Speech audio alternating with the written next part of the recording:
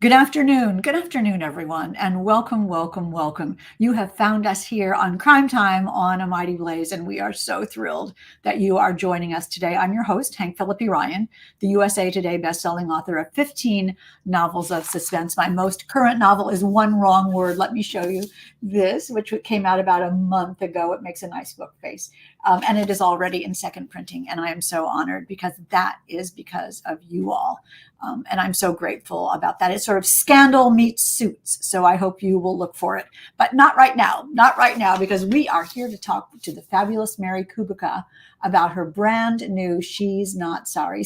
Avalon Gray is already here, and Sherry Steuben is here, and Katie Crutchfield Wasland is here. So very nice to see you all. And you are lucky you have picked a marvelous show for today, because Mary Kubica is marvelously wonderful, and She's Not Sorry is sophisticated and riveting and gorgeously structured and surprising in every way. And Mary has just on book tour. The book came out last Tuesday, something like that.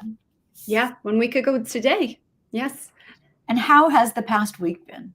It's been amazing. It's been exhausting also, but in the very best way. I just got home on Sunday from book tour, so I got to see you in person, which was one of the highlights of my trip. And I got to be in conversation with Wendy Walker and Lisa Unger and Lori Rader Day, and just had a great time traveling around and meeting readers. So now I'm back home temporarily, and then I'll be out on the road again next week.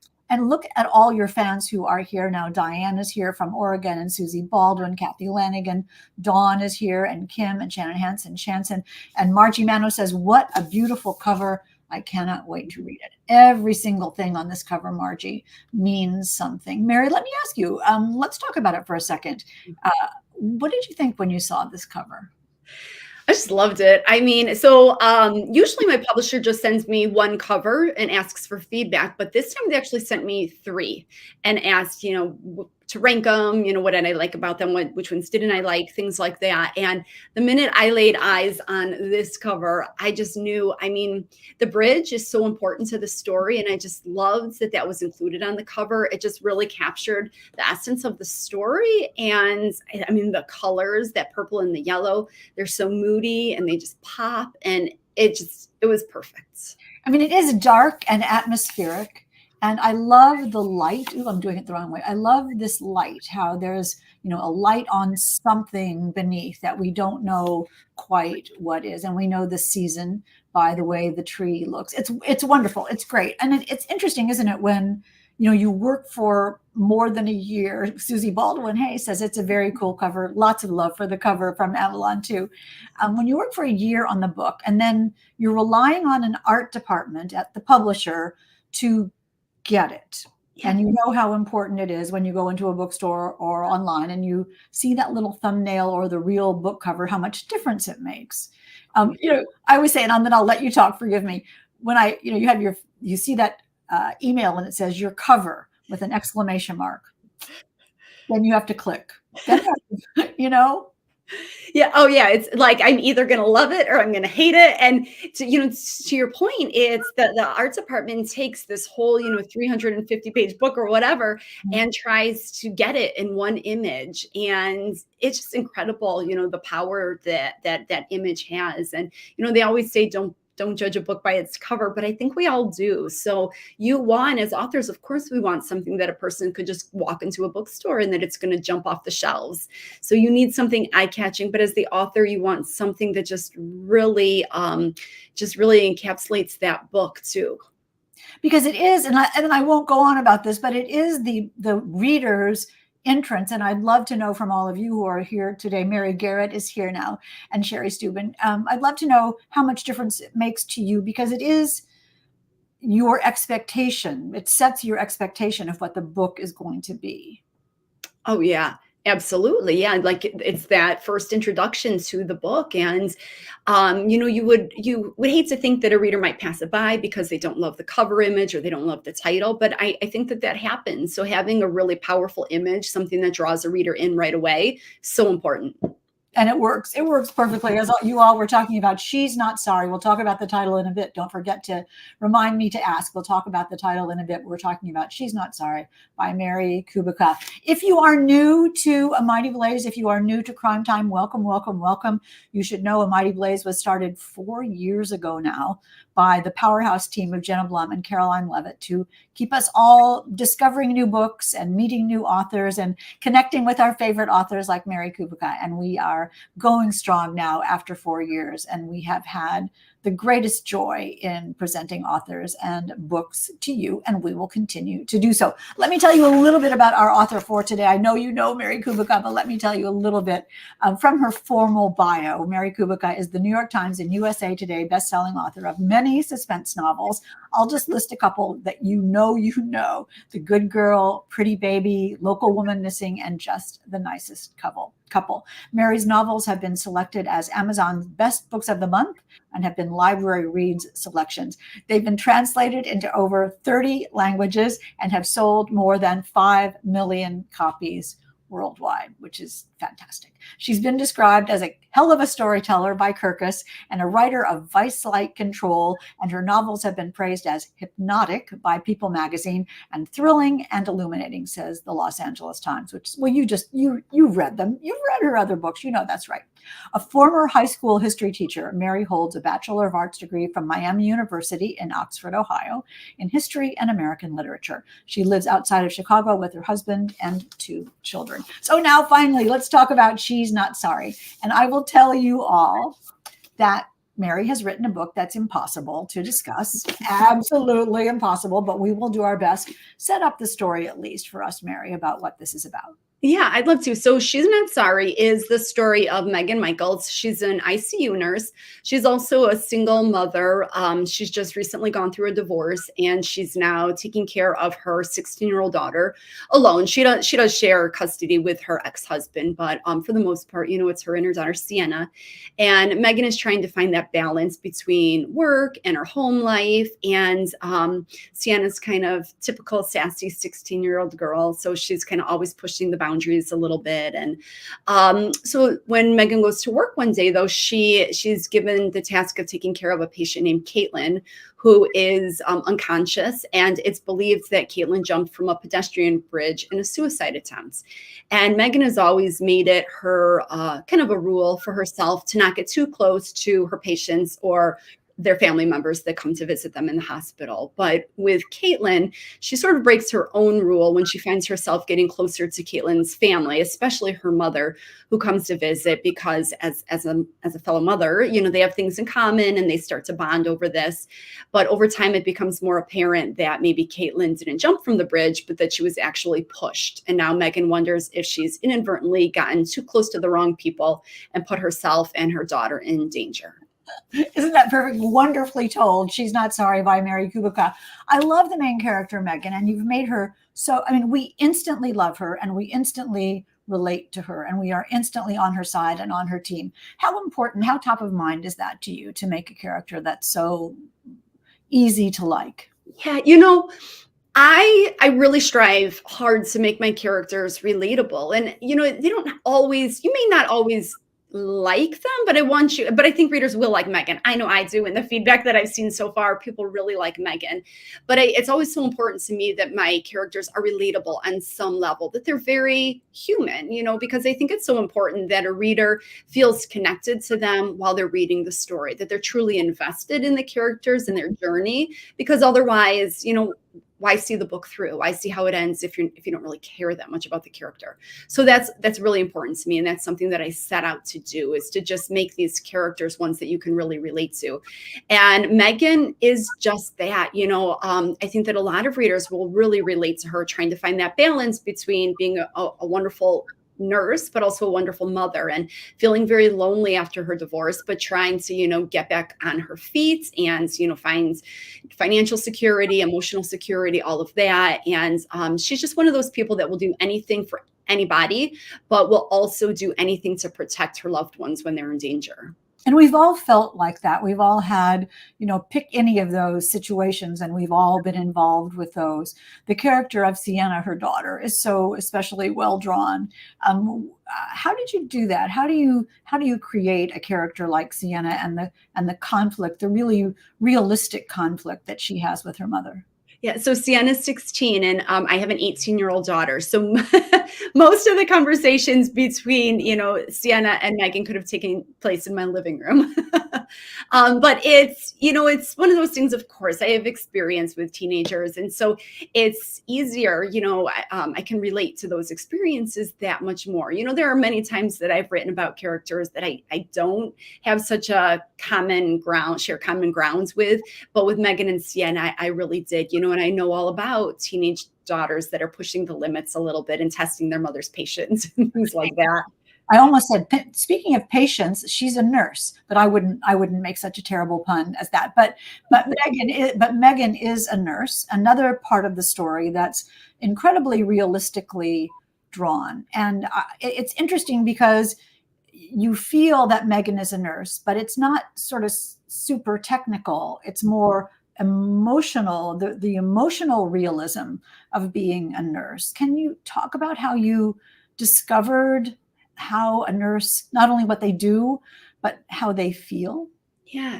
Yeah. So, as soon as I knew that Megan was going to be this ICU nurse and that a bulk of the book was going to be set in a hospital, I knew that I had to get that setting just right. And I did a lot of research. There's quite a wealth of information that you can find online. You can find like blogs, a day in the life of an ICU nurse and all sorts of things like that. So I did as much research on my own as I could just to kind of get the basic foundation. But then I know a number of women in my life that are nurses, or there was one good friend that was in nursing school at the time. So I spoke to all of them because there's just nothing, you can do all the research in the world, but there's nothing as good as talking to someone who just lives in that profession, that knows stuff that you're not going to necessarily find on a Google search. So, I wanted to also find that balance. I didn't want this to read like a medical textbook. Right. I knew that there were times that I was going to have to mention some of the medical terminology, but I tried to slip it in as easily as I could so that you get the sense that, Megan knows what she's doing. But on the other hand, I didn't want it to be too heavy to read. But, so I asked questions. I didn't want to spoil the book for all the nurses that I was going to speak to. I was very methodical about it. I took a couple of these women and I asked them, I let them know that I was probably going to ruin the book for them, but that I had some questions. And they were all such good sports. They were so willing to talk for hours about anything. So, it was as much the medical terminology as much as it was like, okay, so I just arrived at the hospital. What do I do? Where do I leave my stuff? What's the first thing I do? And also, that emotion. And, especially in this post-COVID world, I think that healthcare has changed a lot. And because of COVID, many nurses have left the profession, which just really leaves more work for those who have stayed in the profession to do. And so it's so hard, again, to like find that balance between caring for your patients, but not getting too close. And then it's just an exhausting job too. And you relate that so gorgeously because I was so intrigued by, we know that Megan is smart and we know that she knows her medical stuff and we expect that, but also the little things about being a nurse, how you stand at the bed and how you touch someone and how you deal with relatives and what you say. And even the gossip in the break room comes across, like we're really inside this hospital. Yeah, yeah, and that was so important. I wanted to do that. I wanted it to be, like an immersive experience for the reader. And, I discovered so many things in my research and from speaking to other nurses that I had never thought about before. Like one thing is that nurses, or medical professionals, they position themselves as much as they can, between the bed and the door so that they have a way out if necessary. And, just things like how to, take care of belligerent patients or their families and just things that, I don't know that I ever put much thought into before until I really tried to examine the life of a nurse. And so I was saying Katie is a nurse, and that's amazing. And Avalon says they work in healthcare, and this is all true. So you've got a lot of fans instantly here for your novel. She's Not Sorry, which stars an ER nurse. An ICU ER nurse.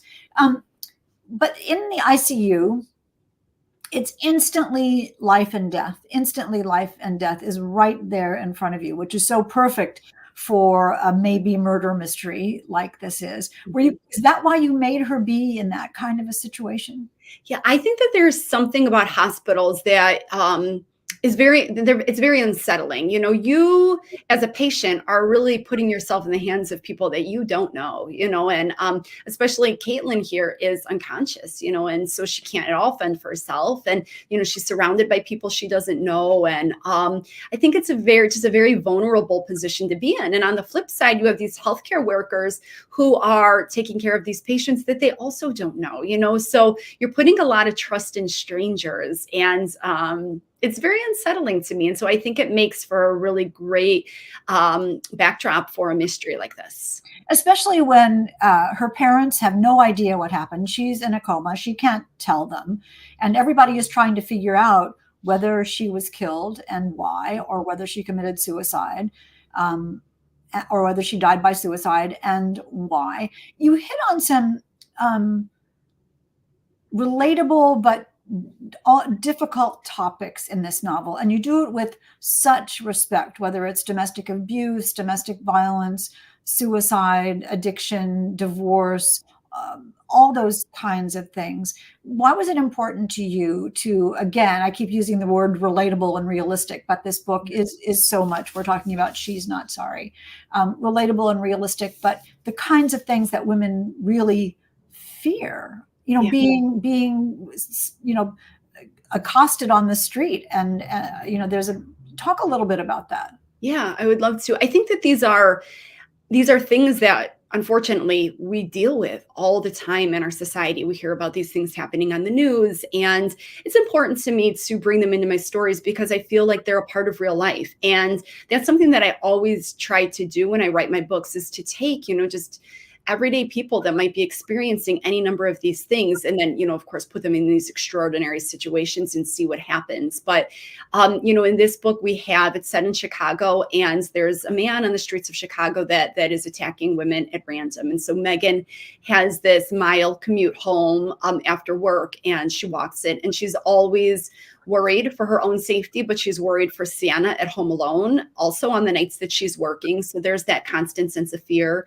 And then early in the book, she runs into an old high school friend who it's very clear is a victim of domestic abuse. And so I bring that in as well. And of course, Caitlin and the suspected suicide attempts. And you know, again, yes, the trigger warnings are long for this book, but I feel like there are such important topics in our society, and I try to handle them so delicately because, of course, they are very sensitive issues. And I think many of my readers, they might touch on something that they have been through, or somebody that they know may have been through. And so I try to be so sensitive in talking about them, but I think that they're also such important issues to discuss. Well, it's completely non-judgmental. I mean, it's open and honest, but non-judgmental. And it also might be helpful for people to realize that they're not alone in these situations, and that there are people who care about them. You touched on Chicago, and I think that Chicago is so wonderful in this novel because the things that happen in this novel make sense in Chicago because it's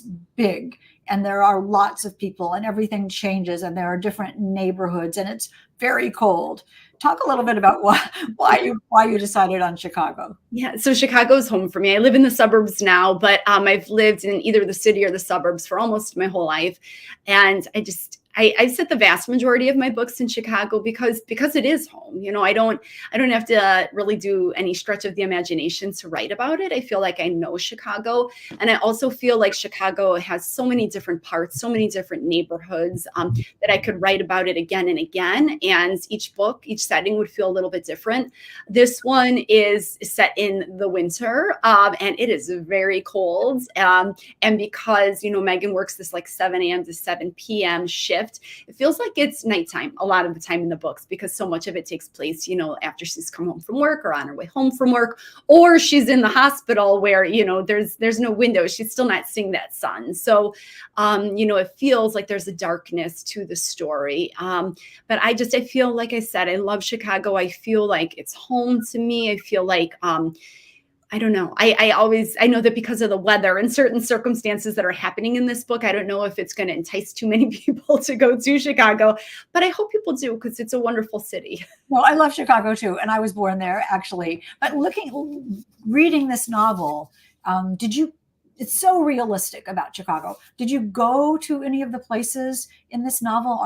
Is the hospital real? Is the bridge real? Is where Megan lives real, or are those fully imagined? Yeah, so they're real. The hospital, I never call it by name, but there's a hospital on the north side of the city in the neighborhood of Lakeview called Illinois Masonic Hospital, and I don't call it by name, but I mentioned the roads right around it. So if you're anybody that's from the area, you could probably figure out what it is. I lived in that neighborhood many years ago and actually had a doctor at that hospital, so it was sort of a route that I knew frequently.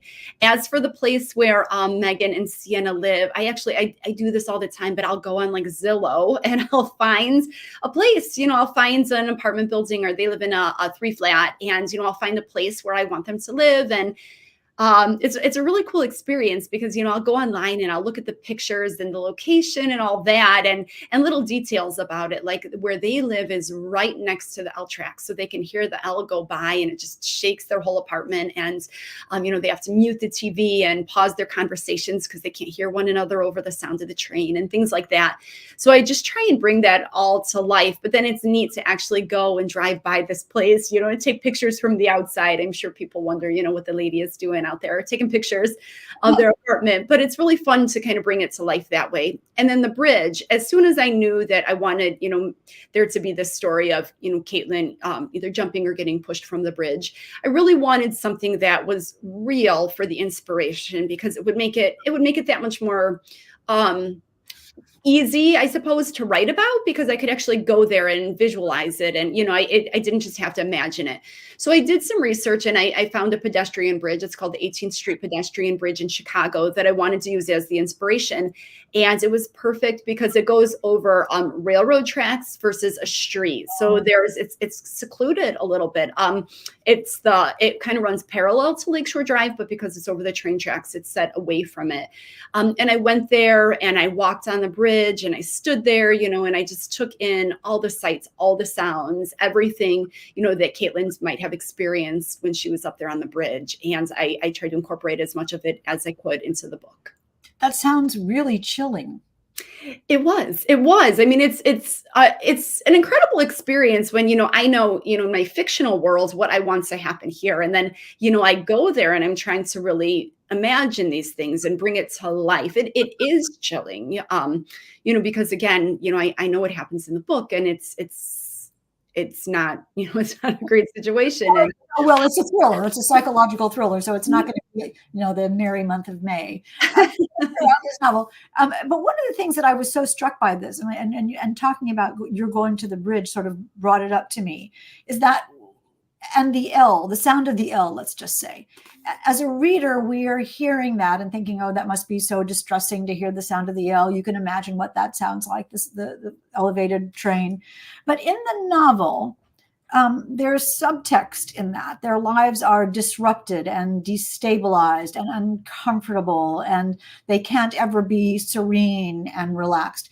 Do you do that? I mean, I know it may be a hard question, but is that conscious, that you're putting things in to make conflict on every bit of the story? It is. It is conscious. It sounds awful. It sounds mean, but I try to make my characters as uncomfortable as I can.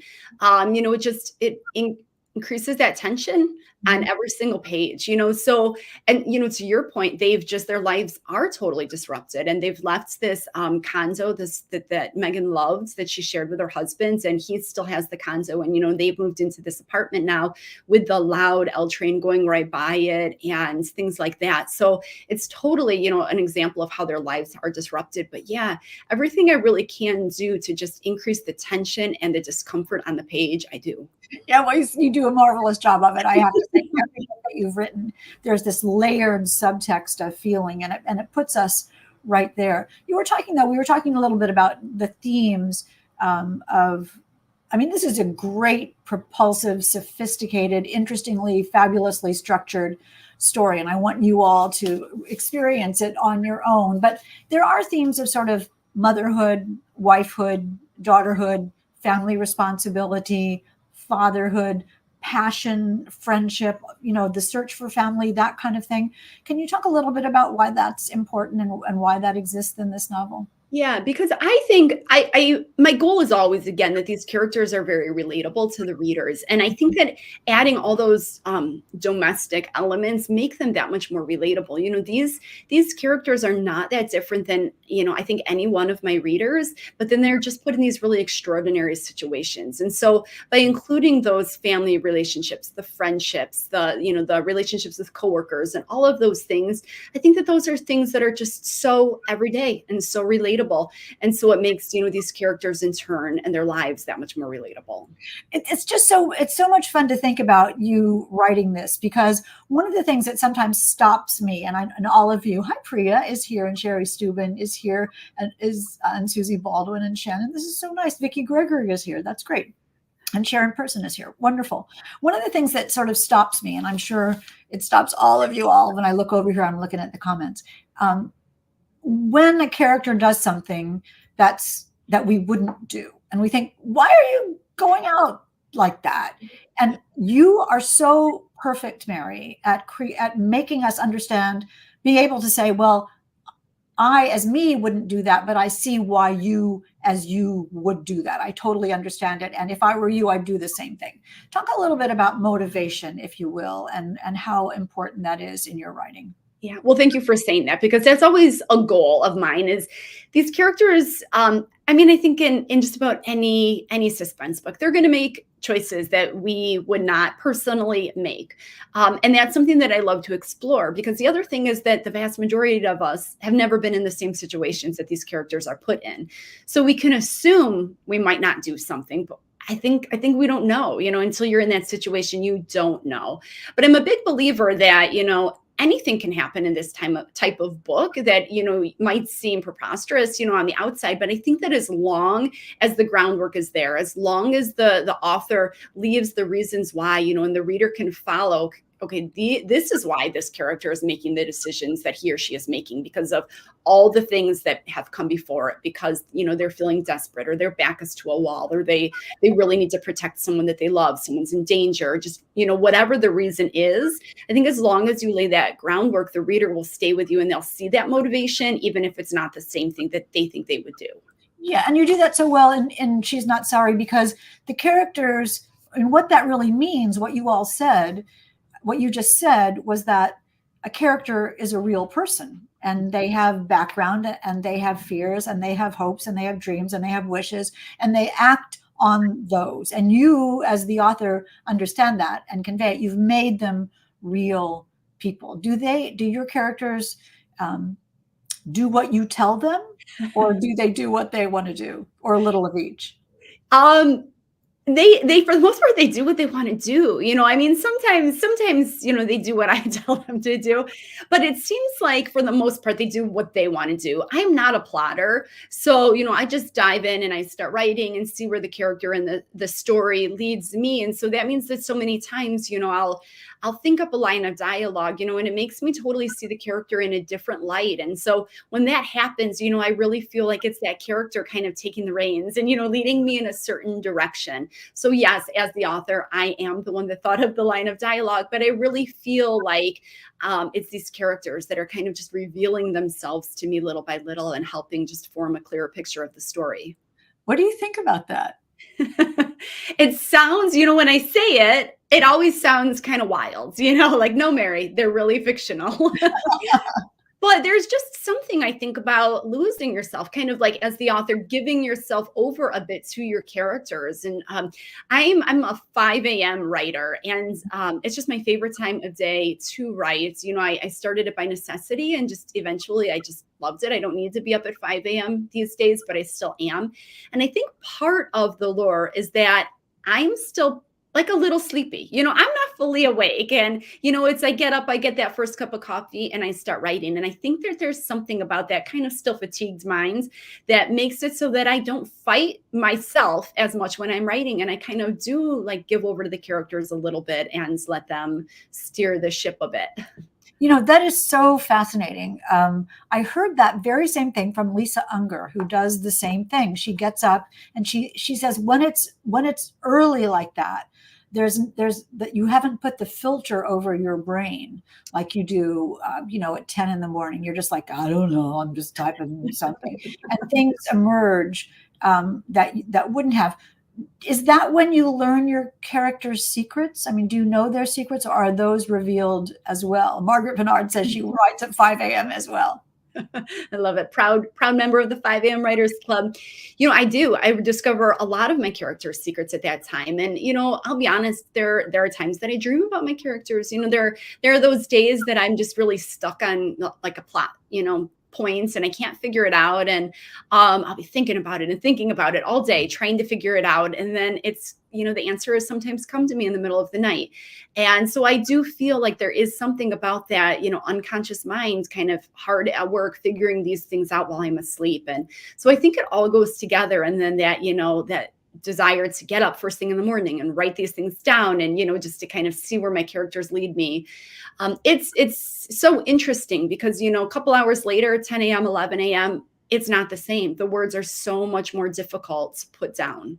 That is really fascinating. And I guess I picture you with this gorgeous story somewhere in your subconscious, coming out and captivating all of us. And I have one last question, which I probably should have asked you first, and then we'll go to all of you with questions. And I see that we have some in the chat. Where was there a way, and I'm not sure you can talk about this, but I'll give it a try. Where did this story come from? Was there one little moment that toppled over the dominoes? Yeah, so I'm going to be very vague, but it was the twist, actually, which is so rare for me. That almost never happens. Usually the twist is one of the last things I figure out when I'm writing, but I thought of the twist first, and it wasn't fully formed. It was more, like a concept. I'd really like to try and do this. And then I kind of took a step back and sort of deliberately created, Megan's life and all of that to work me towards the twist. So it's not the way it usually happens, but it was such an incredibly fulfilling experience to, go back and, create this story working up towards an ending that I had already imagined. How was that different from your usual waiting and seeing until you get there what the ending is? Yeah. So usually I have my starting point, just some sort of mystery that's developing, and I have no idea what the twist is going to be or how it's going to resolve. I have no idea. And it's exciting. There's a lot of anxiety, honestly, in it sometimes too, which is good. The anxiety is motivating, but, not knowing if all the pieces are going to come together or if I'm going to think up a sufficient twist. So there was comfort in this and knowing that I knew what that twist was going to be, and I was really excited about it. But then I felt like the pressure was on to do justice for the twist, to just write, because I was so excited by the idea of the twist. So then the pressure was on to write a story that was equally as good in my mind. And well, you have definitely succeeded. It is chilling. It is surprising. It is sophisticated. I absolutely loved it. And you have 10,000 starred reviews to prove that. One last question for me. Did I already say that? But I'm going to take one more. And that is the title. When I first picked up the book, I thought, oh, that's fine. She's Not Sorry. That's a good title. And then when the book was over, I thought, oh, are you kidding me? That is an awesome title. How difficult was this? Instantly the title, or where did that come from? No, so I've learned the hard way that, there are many people involved when it comes to giving a book a title. And, it's myself, it's my editor, it's sales and publicity and marketing. And it's all so important, because I can write 100,000 word book, but coming up, with a 3-word title is sometimes impossible. And I think it's just so important, because people will go into a bookstore and they don't know what they're looking for, but if a title pops, they're going to be interested. So it requires all sorts of brains beyond mine. But what happens is my editor and I, when we're done with the revisions, she and I start brainstorming titles, and She's Not Sorry was already in the text. And it was one of those things that kind of, jumped out of the book, on a the 1,000th time that I was reading over the manuscript. And so it got added to our list of, I don't know how many titles that we liked. And, she and I narrowed it down to maybe our top 3. I can't remember what the rest were, in all honesty. But then we send it around to sales and marketing and everybody else for a vote. And She's Not Sorry won. And I love it because at the end of the book, the reader will, it could refer to more than one Yeah, person. absolutely. Oh, no, it's brilliant. I mean, it's perfectly good just on its face, but when I mean, I went back when I read this novel. When I finished it, I thought, that was great. I'm going to go back and sort of deconstruct and see how you did it. And it all holds up. It's all fair. It's all right there. So congratulations on a fabulous book. And I forgot to say, you all, remind me the next time that we're not giving away. Mary is giving away, and her publisher is giving away. Park Row Books is giving away a copy of this novel to one lucky person who puts a question or an adulation or applause or any kind of anything in the comments. Just put "I love Mary" in the comments, and you'll be entered to win. So let's take some questions. We'll spin the wheel of fun in about 5 minutes, and we'll take a couple questions now. Katie, hey Katie, says, do you have any pub day rituals? Yeah, well, so on a pub day this year, I was with Hank at an Unlikely Story in Plainville, Massachusetts, which was amazing. I mean, that was just such a wonderful event. I always love chatting with Hank, and that was the first time I'd been in an Unlikely Story, and it's an incredible store if you ever get a chance to visit.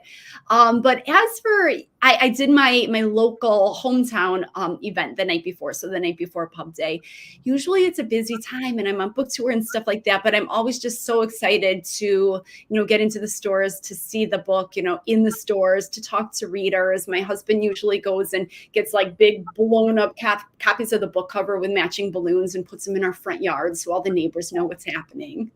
That's adorable. I love that, putting it in your front yard. That's terrific. And I am really enthusiastic about the idea that your new pub day ritual would be to come to an Unlikely Story with me. I'm totally Done. I think we should do it. I've never seen so many people in that bookstore in my life. There were hundreds and hundreds of people all holding up this book. Go to Mary's website or go to Mary's Instagram and see the picture of us at Unlikely Story. It was great. And that followed you throughout. So congratulations. Sherry Stephen is saying, how do you name your characters? Yeah, that's one of my favorite parts.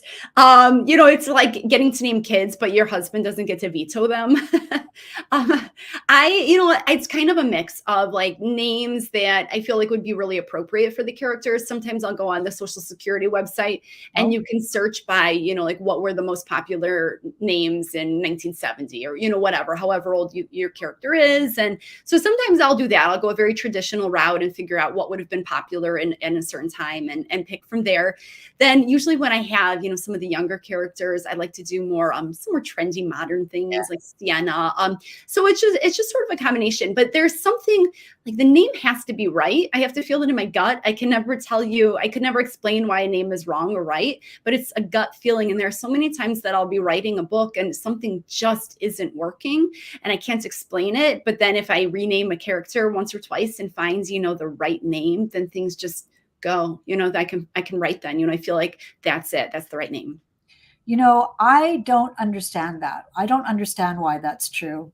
Mm-hmm. And I had a character once named Gianna Delaney, which I loved. Yes. And Gianna Delaney would not do anything. I mean, I thought, and finally, I was trying to like prod her into action and she wouldn't do it, wouldn't do anything. And I thought as sort of a last ditch thing, I thought, well, maybe that's not her name. I don't know. And I changed her name to Rachel North, and she just sat up straight and she had agency and intention. She's like, watch what I'm going to do. And it was the same. I just changed her name. What do you think about that? It's so there's no explanation, honestly, because it's just a name. And again, they're fictional, and we're getting to name them. And so I can never understand why, but there's something about it, just must be something about really getting to know their authentic self. And I don't know, but I've talked to a number of authors, and like you and me, they all say the same thing. There's something about that name just has to be right before these characters will cooperate. So very interesting. Catherine Ward saying, and then we'll go to Catherine Ward about Audible. Katie says, if you were not an author, what would you be? Yeah. Less So sleepy. You'd be less sleepy if you were not. I used to be a high school history teacher and I loved it. And I would be doing that. I had taken time off of teaching to start my family many years ago. And it was then that I started working on my first published book, The Good Girl. And so this writing career took off in those years that I was home with my kids. But otherwise I would have gone back to teaching. I loved it. And I love now I get to go into the high schools. Sometimes I'm getting to do one next week. But I get to go into the high schools and talk to sometimes it's all the students, sometimes it's just the creative writing students, but it's such a treat. And it's so wonderful, just as, as a teacher of history, when you see a student that really gets it, that suddenly understands, oh, it's a story. It's what happened in the past. It's once upon a time. It's meaningful. We can learn from that. And just like when you speak to student writers, when you see the ones with the twinkle in their eye. Oh yeah, I just love it. I mean, you can see their passion. I see myself in them 30 some years ago, and it's just so exciting, and they're just at the start of their lives, their start of their careers, and I just love to see the excitement. I agree. I totally agree. We have time for one more question. And let's talk. Oh, I imagine you know the ending before you begin, says Patricia. Hey, Patricia, but does the ending ever change, or do the characters ever change as you write them and get to know them? Yeah, a lot actually changes because only sometimes do I know the ending. I did with She's Not Sorry, and then I did with The Other Misses. But that's really it. All the other books I did not know the ending. So there's so much that happens, so much that I learn about the story and the characters as I'm writing. And there are many times that I will write myself into a dead end as a result and realize that's not the way to go. This isn't going to work. And I have to delete pages or chapters. And of course, that's hard. But on the other hand, I feel like I learned so much about the characters in the process that it's not a wasted experience. I can still use that knowledge to go off in a different direction with the story. You know what's wrong. That's fine. That's valuable. That's important. Yeah. Catherine Ward says, looking forward to listening to this on Audible. Have you heard the audiobook? Do you listen to audiobooks? I do listen to audiobooks, and I've listened to parts of it. I haven't listened to the whole thing for the same reason that I will not read my finished book, because inevitably I'll want to change something. And it's too late for that. So I'm usually, I can read the book 1,000 times before it's done, but once it's finished, but I will say Andy Arndt has done the narration, and she is phenomenal. She was Mia in The Good Girl many years ago, almost 10 years ago now, and she did a phenomenal job. So when it came time to choose narrators for this book, I asked for her because I just think she's fantastic. And I think audiobook narrators are amazing. I mean, the way they can bring a story to life is just incredible.